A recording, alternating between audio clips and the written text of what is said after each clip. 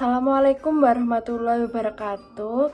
Perkenalkan, nama saya Florenza Rahmatika Mumtazah dengan NIM 4132211028. Oke, di sini saya menjalankan praktikum keperawatan radiologi dengan tema hand hygiene.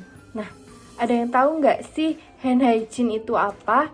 Nah, hand hygiene adalah prosedur membersihkan tangan dengan menggunakan air mengalir, kemudian dengan sabun antiseptik seperti ini, ataupun bisa juga menggunakan hand wash.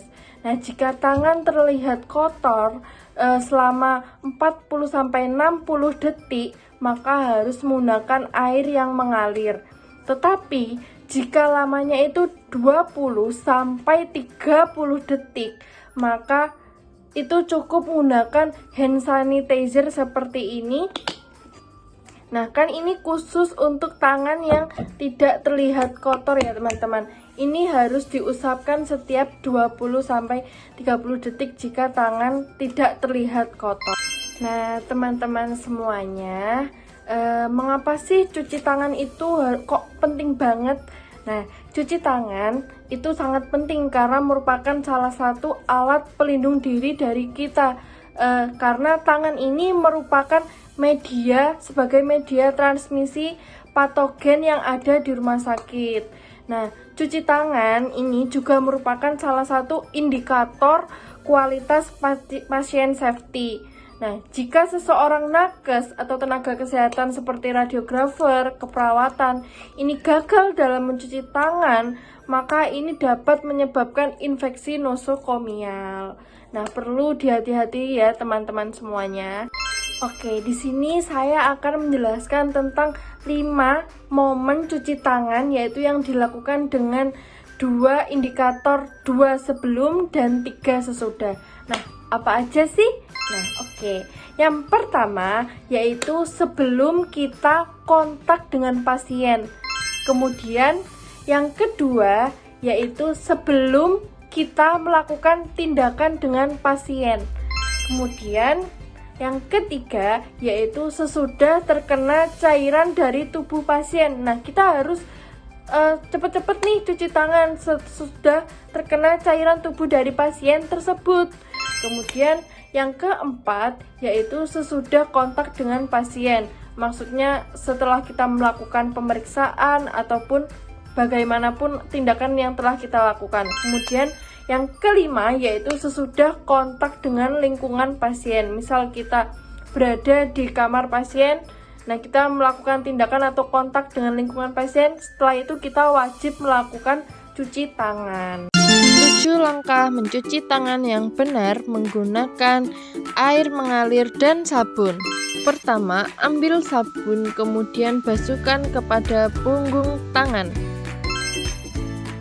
Yang kedua, gosok pada area kedua telapak tangan. Yang ketiga, gosok-gosok pada jari-jari tangan bagian dalam keadaan menyilang.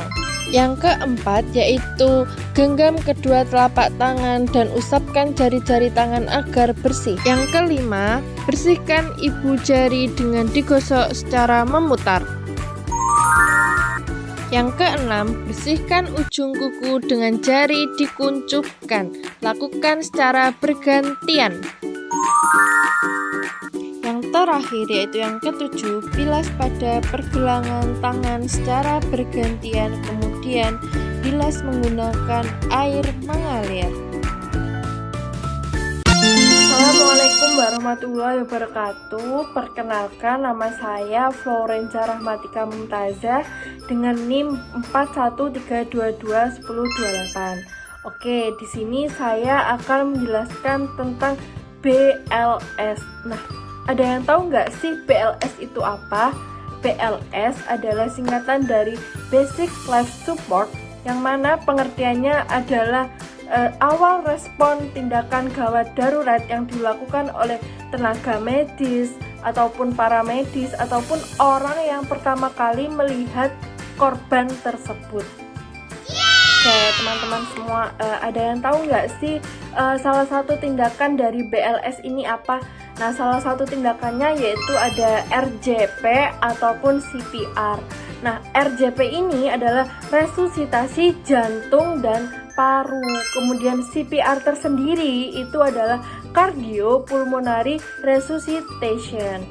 Nah, pengertian dari CPR ini apa sih? Nah, CPR ini digunakan untuk memfasilitasi dalam mempertahankan pernafasan spontan untuk memaksimalkan pertukaran gas yang ada di paru. Nah, adapun alat dan bahan yang digunakan ini biasanya ada sarung tangan ya teman-temannya. Sarung tangan yang digunakan untuk melakukan RJP tersendiri. Kemudian indikasi dari CPR ataupun RJP sendiri yaitu pasien ataupun korban untuk semua usia, tapi menggunakan teknik yang berbeda sesuai dengan usianya. Adapun kontraindikasi dari tindakan CPR tersendiri yaitu pasien dalam kondisi sadar dan bernafas spontan. Kemudian yang kedua yaitu lingkungannya tidak aman untuk melakukan CPR. Maksudnya kan kita harus mengecek 3A, aman pasien, aman lingkungan, dan aman penolong. Kemudian juga tidak membahayakan dari penolong itu tersendiri. Permisi, ini dengan kakaknya ya? Iya, ini adiknya? Iya, ini saya. dengan atas nama siapa? Kansa Humaira ini namanya. Umurnya? 13 tahun. Riwayat penyakitnya apa ya Mbak Tahu kira-kira? tiba-tiba pingsan terus punya riwayat sesak nafas. Oh ya, bolehkah saya melakukan bantuan sedikit untuk adiknya? Boleh. Ya. Silakan, Mbak. Ya, siap. Adapun langkah yang kedua yaitu cek respon dari pasien tersebut. Adapun cek respon ada 3, yaitu ada respon verbal, kemudian ada respon dari sentuh, dan adapun yang ketiga ada respon nyeri. Yang pertama respon verbal yaitu dengan memanggil nama Mbak. Kemudian yang kedua yaitu ada respon sentuh dengan menepuk bahu Mbak.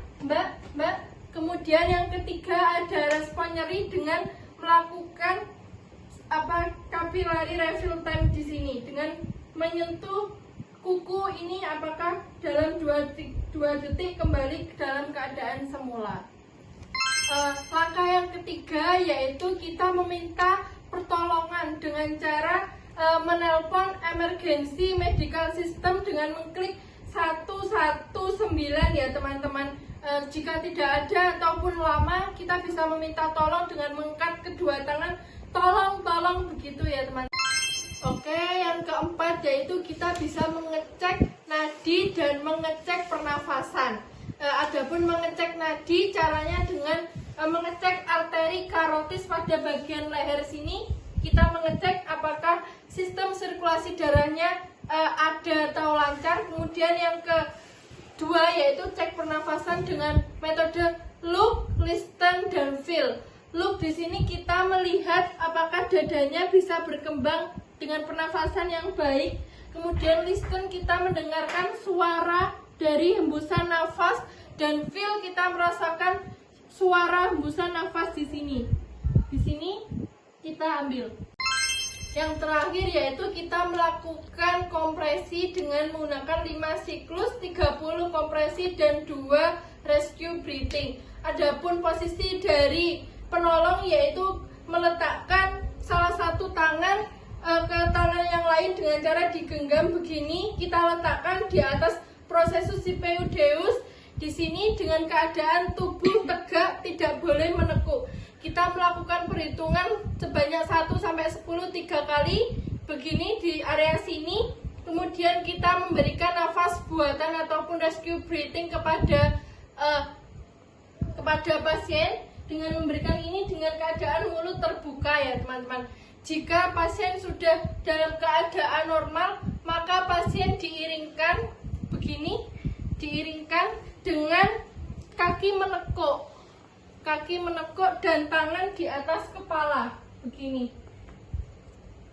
Kita iringkan untuk melihat pasien dalam keadaan normal, untuk menormalkan pernafasan dalam pasien. Sudah sekian dari saya. Apabila banyak kurangnya, mohon maaf. Wassalamualaikum warahmatullahi wabarakatuh.